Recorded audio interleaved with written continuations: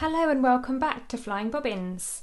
Now if you've made your slippers or your slipper booties using the Jalie Nordik pattern, you can also make yourself a really lovely bag to carry them in.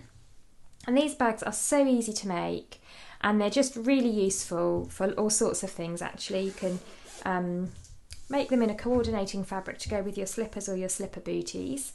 Or you could even, once you know how to do it, you could make them in some kind of waterproof fabric for football boots, or you could use them for packing when you go on holiday. It's just a really nice, easy little project that you can do. As you can see, it's got a gusset in either side to allow for a bit of room.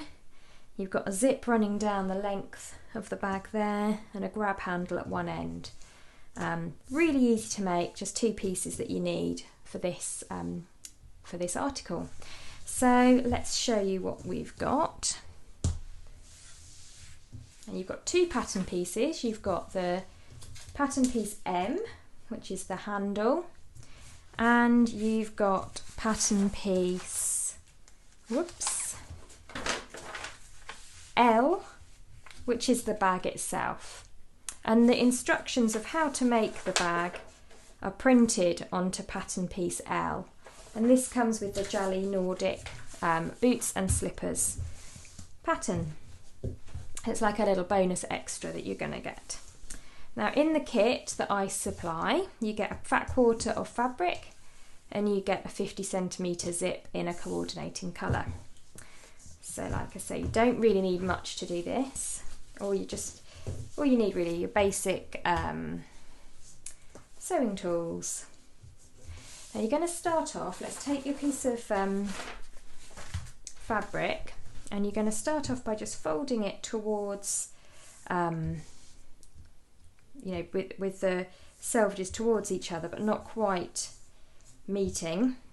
So we're going to really squeeze as much as we can out of this fabric. So there's my fold there. And this one says cut on the fold. So I'm going to match that up to the fold. And I'm just going to squeeze that fabric as close as I can, just so that I'm making the best use of the fabric and getting the least waste. And then in that remaining little bit of fabric that I've got just at the bottom there, I'm going to cut my handle. So I just need one on the fold and one. Really straightforward. And this one would be, if you're using a rotary cutter, it's going to be dead easy because it's just a great big rectangle. Yeah, and once you've got the knack of making these, you can make loads of them.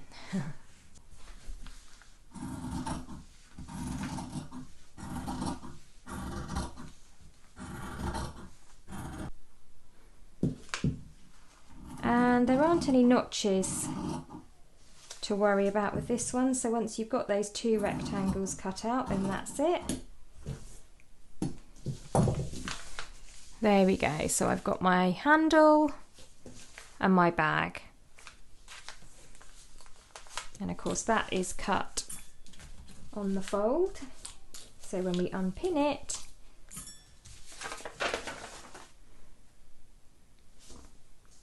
you have one piece there. So the first step is to take your handle fabric and put it in front of you on your ironing board, looking at the wrong side of the fabric.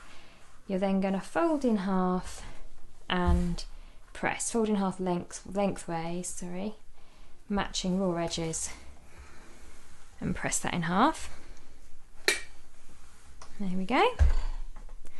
And then open it up and you're going to take the raw edge from the top and fold that in to meet your centre fold line. Whoops. Try not to use steam as much as possible when I'm filming, just in case we get a steamy camera. There we go. And then you fold the other one up so those raw edges are meeting in the middle. So you kind of end up with a jumbo bias strip, or not bias, but a jumbo kind of binding strip almost. Then you're going to fold it in half again, and that's how you create your handle.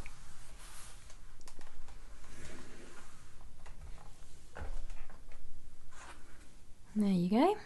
So fold it in half and in half again. The next stage that we're going to do is we're just going to sew a line of stitching down each edge to secure that in place. And there's my strap ready to be stitched. I'm going to do a stitch line on either side.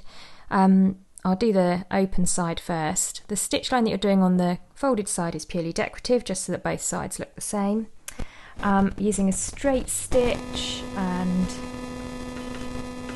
a stitch length of 2.6. I'm just going to do it by eye, sewing nice and close along the edge there.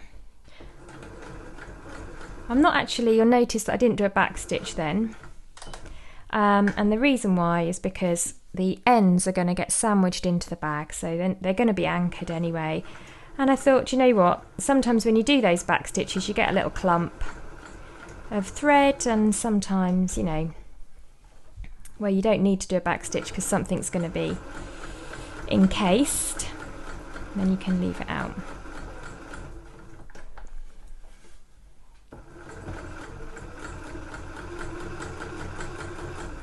And I'm just keeping my eye in this little window here just to see that I'm keeping nice even distance from that edge.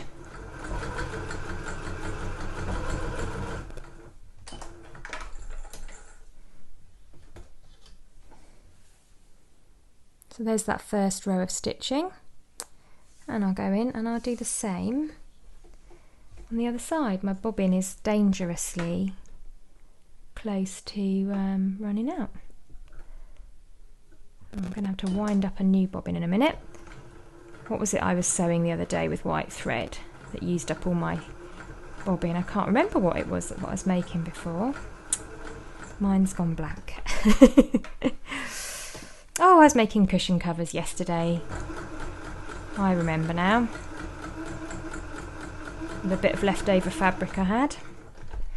I'm going to admit to you something quite funny, which is that until yesterday when I made the new cushion covers, we actually still had our Christmas cushion covers on, which is disgraceful as it's the middle of March, but I'm going to blame lockdown and the fact that we've been homeschooling.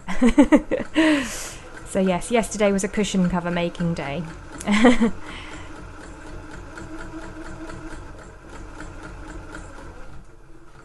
There you go, so I've now got a stitch line either side of that strap just to make it look nice and neat, and you can give that a little press if you like, and then we're going to attach that to our bag.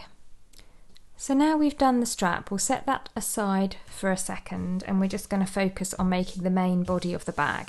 So first thing to do is just to take your fabric, fold it in half with right sides together, matching raw edges.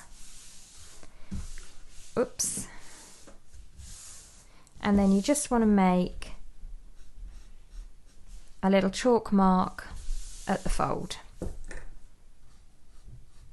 So you've got a chalk mark at the halfway point on the longer side. Open that back up. There you go. Now looking at the right side, we're now going to attach the zip to the first side, and we're going to attach it along the shorter of the edges, so the one that you haven't just made a mark on.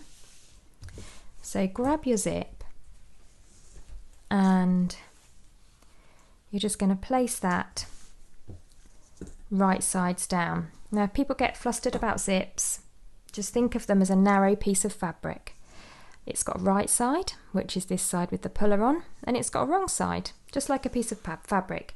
And we always go right sides together with fabric. It's no different with zips. So there's the right side of my fabric, there's the right side of my zip, and I'm going to put those together. And I'm going to match up the top edges there, top edge of my zip tape with the top edge of that fabric. And I'm going to line up the raw edge here of my zip, the edge of the zip tape with the raw edge of the fabric. So it's raw edges lined up, right sides together, absolutely nothing to worry about, and no different from if you were just sewing a narrow piece of fabric to another piece of fabric. So if you get flustered with zips, just think of it as a piece of fabric that has a right and wrong side, and hopefully that will help.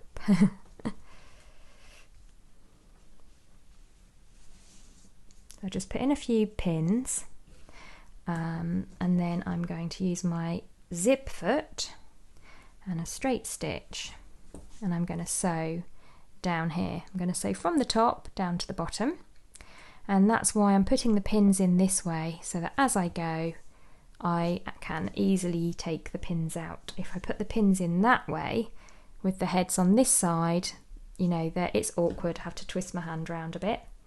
So I'm putting the pins in the direction, you know, the direction that's going to be easy to remove them from my sewing.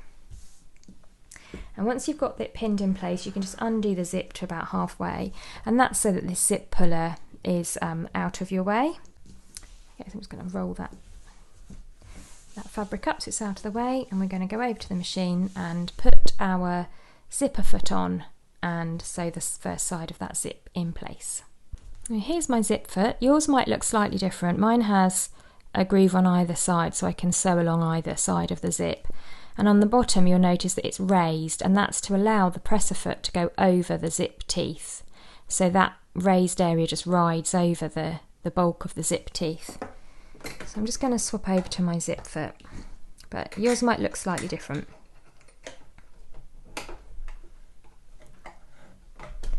Pull the thread to the back.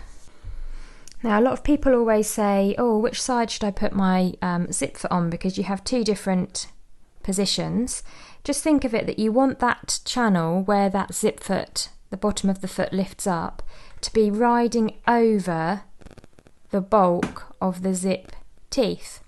So if I just show you, if I press that and put it on the other side, now if I try to sew my zip on, my needle's going to be coming down on that groove, and that's going to be wrong, isn't it? Because I'm going to be too far away.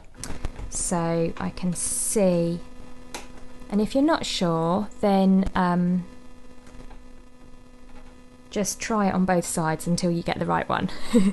Sometimes it's a brain teaser until you're sat in front of your machine and you can see, you know, where it's going. But the question that you want to ask yourself is the groove on the bottom of the foot, are those plastic zip teeth running in that channel? And the answer should be yes, they are. Okay, so I just hand wind my needle down into the fabric to anchor it. I can take that first pin out, and I will do a little back stitch for this just to secure the zip in place, and then I'm just going to sew all the way down here.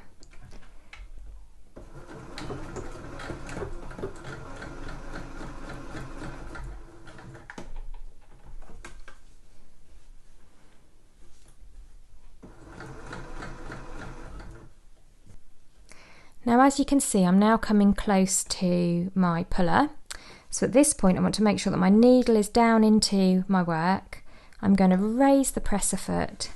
I can swivel the work round, and I just want to make sure that my feet are nowhere near the pedal, because I don't want to accidentally sew. So always move your foot away from the pedal, and then it's a little bit of a fiddle, but you just need to work that zip puller away, out of the way.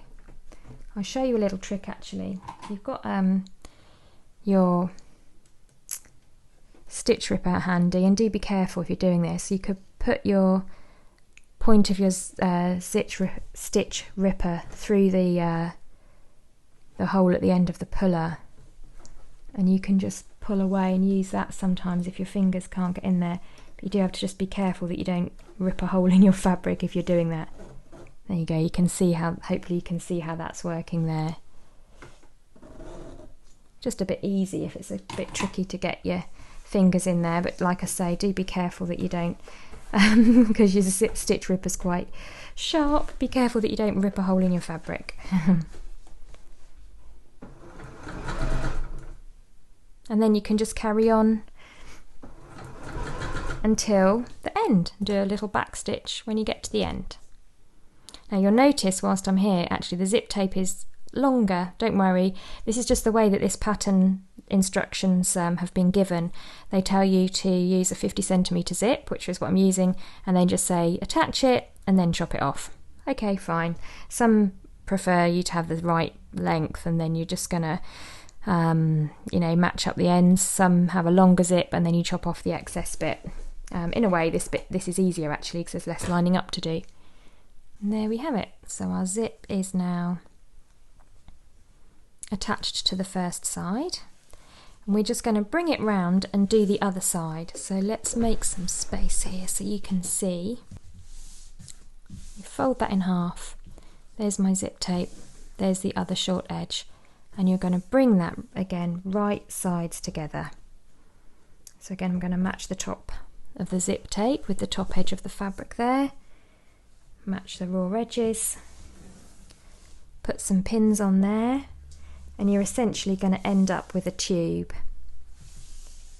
Yeah, so you're taking you've sewn that, fold the zip back,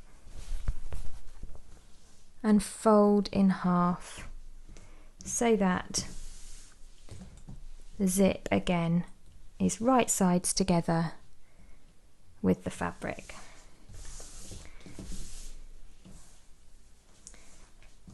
Match up those top edges and we can start to pin.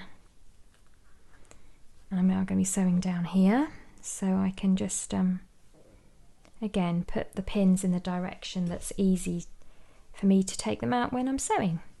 And I always sew starting with the zip puller end and sew down to the tail. Just if you do the same on both sides, you always get a marginal degree of, well, you don't always, but sometimes you get a little bit of walking with the fabric. And if you do both sides the same, so starting here and sewing down here, it's just going to match up a bit better, I think.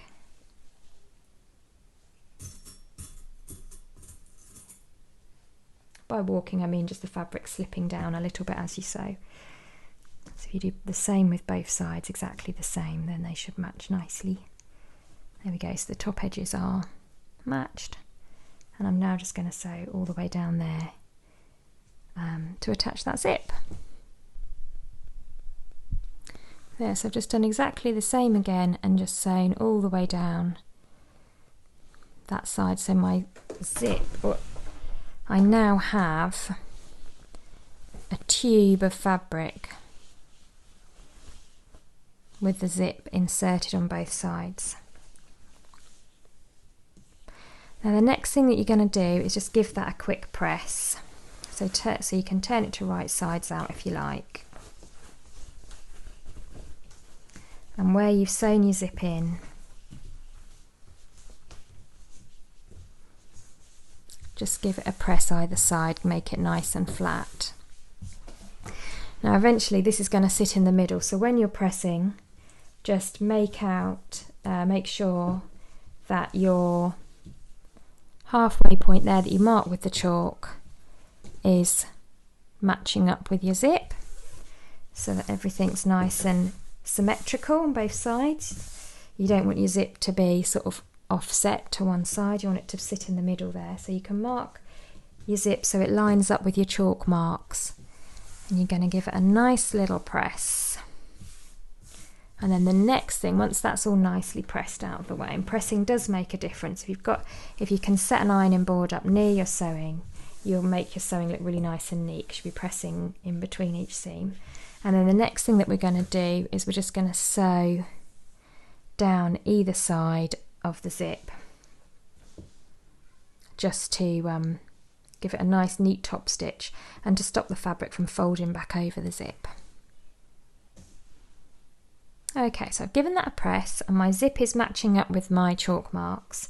You can undo your zip now, because you're going one side at a time, so just taking one side with everything pressed back neatly.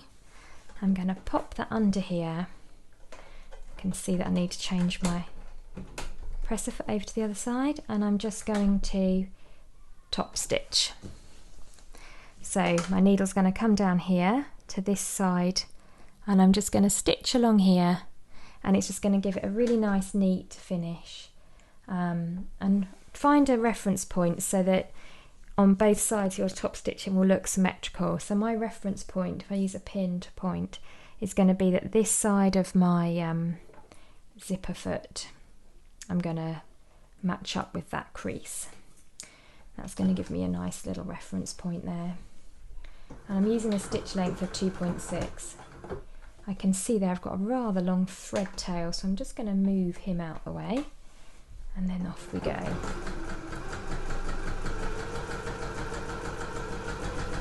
And the whole time that I'm doing this, my eye is here. I'm not looking at the needle or worrying about anything else.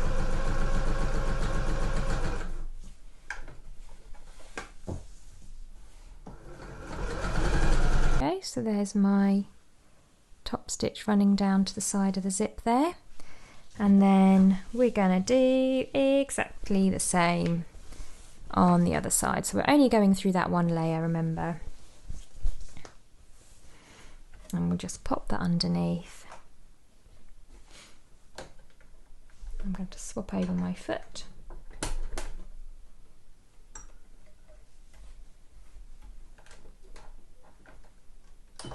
And off I go.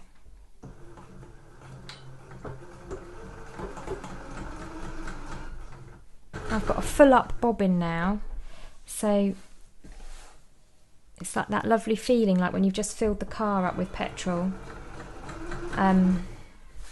It's like, oh, relief, nice full up bobbin. It's annoying when it's coming near to the end and you don't particularly want to spend your time winding up a bobbin. That's not the exciting bit.